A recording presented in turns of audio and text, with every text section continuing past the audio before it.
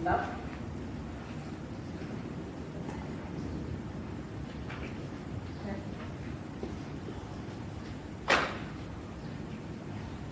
Okay, thank you. Okay, this is the first table that we have from Eastern Cape. We computed completion of primary education and employment status. The table reveals, as you can see, the proportion.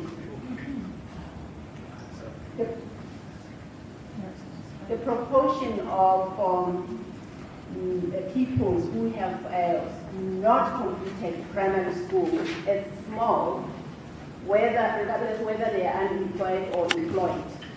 The total is 28.03, and those who have completed is a bit higher, 24.79 have completed but were unemployed, and completed and employed 47.18.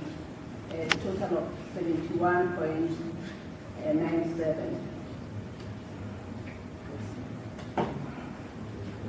These numbers are validated by the statistical computation. What is important here is the p-value. And I must remind that I'm not a core statistician, but I tried. I understand the p-values. So the p-value, if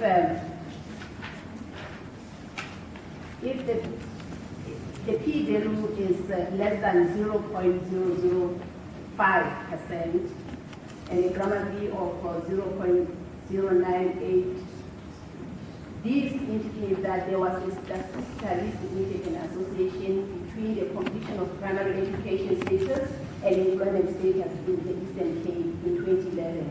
However, there was a weaker association as indicated by the grammar v result.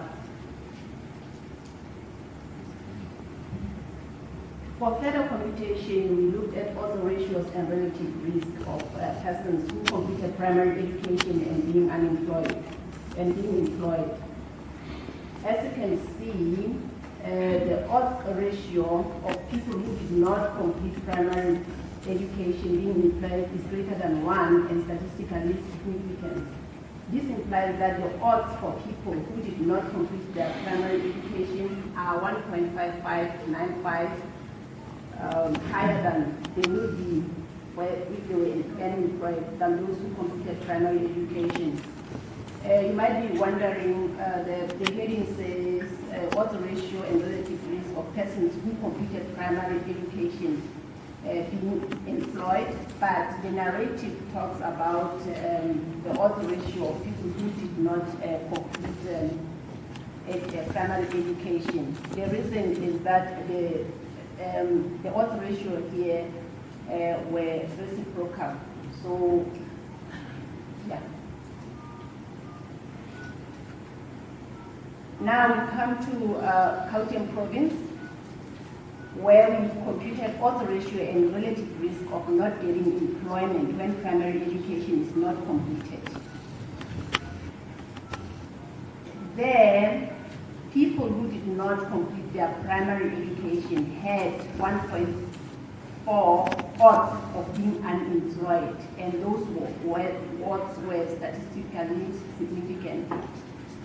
In the layman's language, it means that if you did not complete your primary education, the odds are very high of you not being employed. There is a 1.27 risk of those who did not complete primary education being unemployed, and those who completed primary education have a reduced risk of being unemployed. Completion of basic education in both the rural and the urban provinces is associated with increased odds of being employed or a reduced risk of being unemployed. What is happening here is that whether you have completed your primary education or you haven't, there is a risk of being unemployed. But what matters here is the level of risk. If one did not complete the primary education, the odds are, the risk is higher. Now we come to social and economic status. Remember I talked about the cutoffs being 40% below average, and above average. Now, here we are looking at below average household socioeconomic status and not completing primary education. The odds ratio of association between the household social economic status and primary education was calculated and found to be greater than 3.33. This means that persons from below average households socioeconomic status have 3.44 odds of not completing primary education, and this is statistically significant. The relative risk value of 2.23 means that the risk of people coming from below average household socioeconomic status is 2.23 times more than for persons coming from households that belong to average and above average socioeconomic status. We are still keeping our three groupings: average, below average, and above average. In the Eastern Cape again, above average household socioeconomic status and completion of primary education.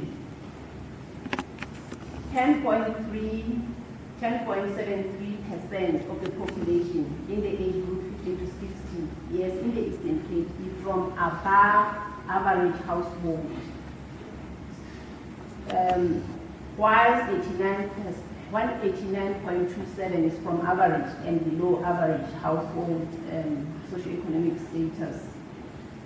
So it means in the Eastern Cape, most of the households are poor. 62.01% of the population has completed primary education and 52.14% completed primary education and comes from average and above average household socioeconomic status. The chi-square test of association results in p-value 161 with p-value of 0.00%, which indicate that there was a statistically significant association between the completion of primary education and status and above average household socioeconomic status in the Eastern Cape. And then distribution of Gauteng province population in the age group 50 to 60 years by below average household socioeconomic status and completion of primary school. With this table, there was a statistically significant association between the completion of primary education status and below average household socioeconomic status. The chi-square test of association is less than 0.05. It's 0.00. Gauteng province again, odds ratio and relative risk. There was a significant statistical risk for persons who had not completed education being unemployed.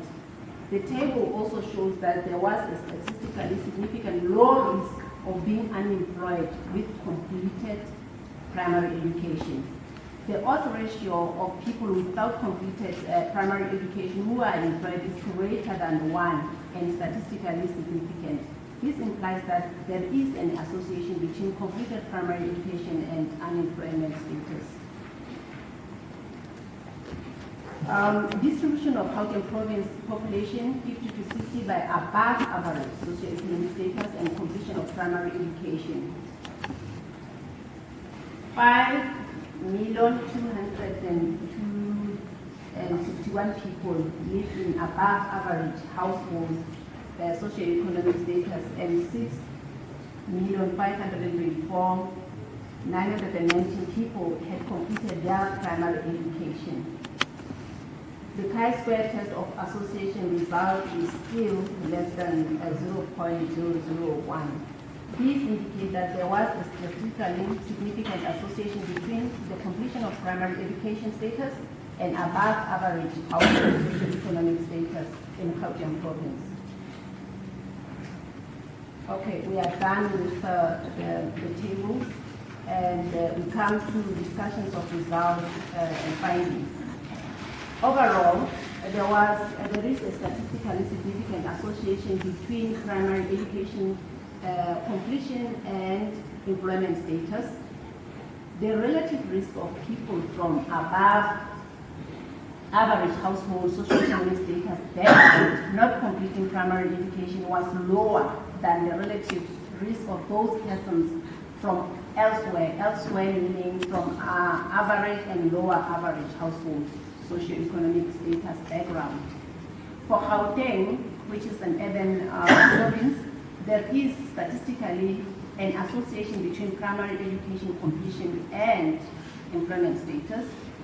There was a high risk of persons who did not complete their primary education being unemployed, and it is further revealed that there was a low risk of those that completed primary education being unemployed. In conclusion, it is concluded that South Africa possesses some characteristics of a developmental state. An example is development of economic policies, but it still lacks essentials regarding acquiring the full status of developmental state, e.g., educated workforce to push through the plans, the national development plans and the NDP. It is therefore questionable, as a note, it is therefore questionable whether South Africa has dedicated and skilled human capital to actually effect the goals of the National Development Plan and the NDP. It is also concluded that primary education alone cannot produce skilled persons possessing bureaucratic traits, as bureaucratic interventions are needed for building a developmental state. Statistically, it is concluded that there is a link of association between employment, social economic status, and the completion of primary school, just to re-emphasize the results. The results indicated that the risk of being unemployed is higher among those who have not completed primary education. It was revealed that there was a low risk of those that completed primary education being unemployed. But the end question is still that is primary education enough to acquire developmental state status? A recommendation. It is recommended that we have research recommendations. One, it is recommended that this current research be used as a baseline for a detailed explanatory study for each province. Isn't we have 9 provinces? That is the entire country, and thereafter a comparative study of each of the 9 provinces be done. It is also recommended that the South Africa government apply the same principles which assisted it in achieving Millennium Development Goal 2 principles for it to achieve other developmental goals timelessly. Just as a reminder,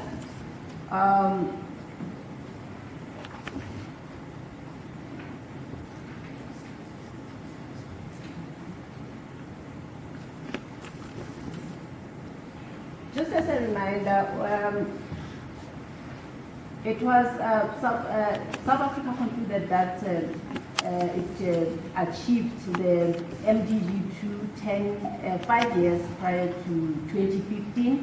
So it would be good if it can take the same principle that it used to achieve that developmental goal to achieve all other developmental goals timelessly. It is recommended that improvement in primary education policy implementation be done, as poor policy implementation is one of the challenges facing South Africa's education system. Lastly, it is recommended that innovative approaches be developed to enable planning on how to reach and address the situation of all persons without primary education. Thank you.